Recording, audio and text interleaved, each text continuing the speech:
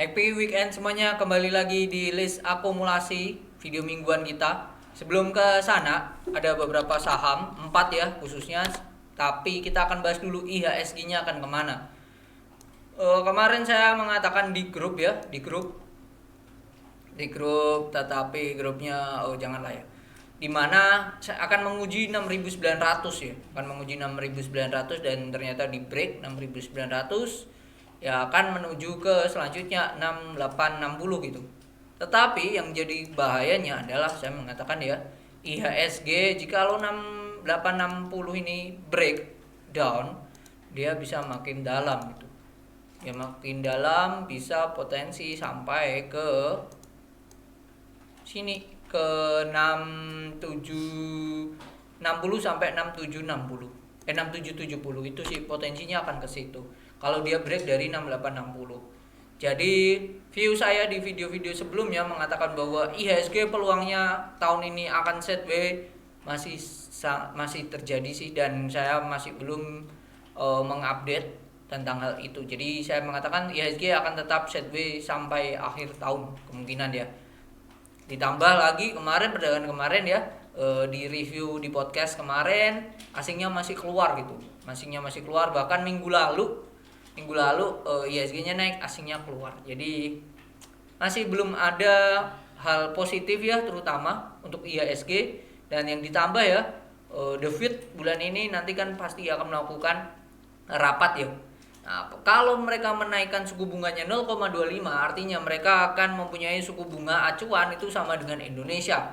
Nah, jeleknya adalah kemungkinan besar asingnya akan keluar dari Indonesia.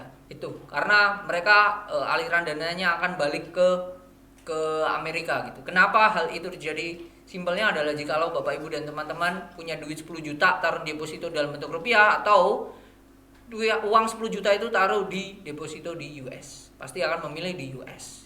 Itu ya. Nah, simpelnya kayak gitu analoginya. Itu yang membuat kemungkinan halnya buruk jikalau Amerika kembali naikin suku bunga gitu.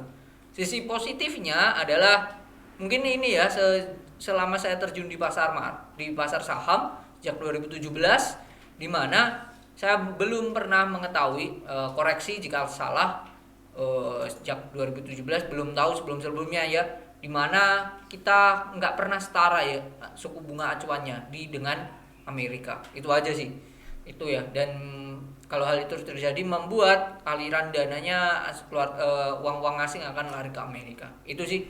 Oke, apa perusahaan-perusahaan yang diakumulasi? Yang pertama ada film, Buka, TKM, dan Tebik. Kita bahas satu persatu. Film dulu deh. Film MD Picture Tbk hari Jumat naik. Sebelum ke sana seminggu ke belakang diakumulasi kencang oleh IF. Dan Bapak Ibu teman-teman perhatikan juga, saat ini naik, ini pun juga IF yang gerak. 13 Mei 2022 sampai 21 Juli. Kita lihat 13 Mei 2022. 13 Mei, oke, sampai Juli 2022.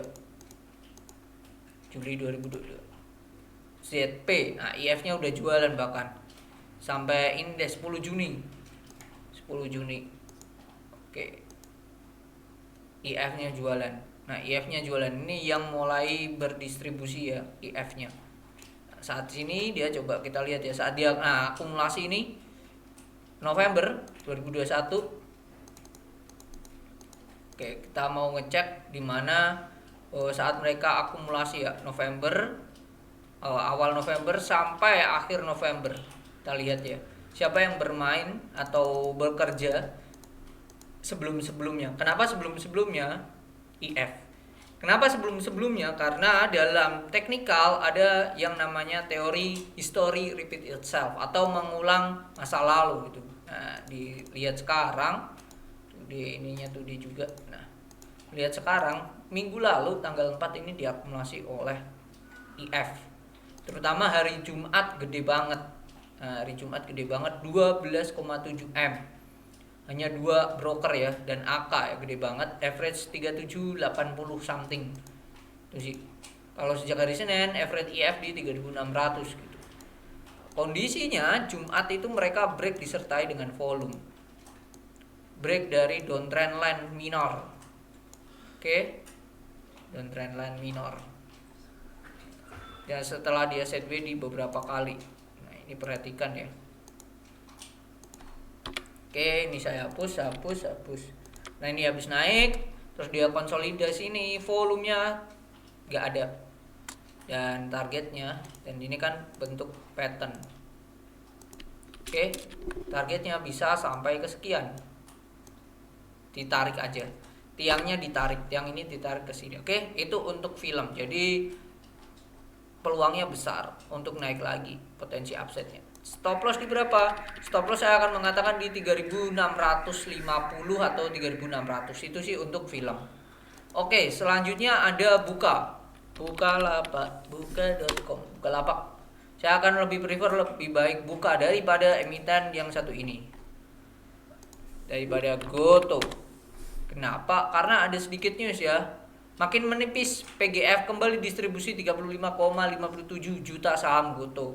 Gue cek Tokopedia. Dah, itu aja sih, simpel ya, sekilas. Oke, balik ke Buka. Buka udah jelas dia konsolidasinya ini panjang banget. Target masih sama 260. Stop loss ini kecil sih. Sekarang 246 ya, stop loss bisa ditaruh di 240. Dah. Main low risk aja ini kalau untuk si Bukalapak. Oke.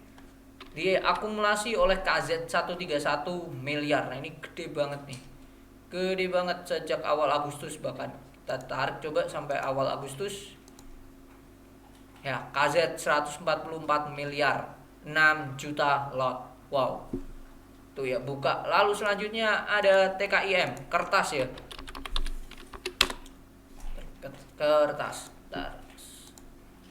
Kita lihat seminggu ke belakang diakumulasi gede oleh AI 44M value-nya atau average 7.900. 3 top ini average-nya di 7.870 sampai 7.900. Nah, kondisinya Jumat itu turun volume kecil. Jadi TKIM stop loss bisa ditaruh di sini. Kalau saya mengatakan di 7675. Target awal 8.200. Target selanjutnya jelas 9.000. Ya, ini dulu lah 8.400. 82 sama 84.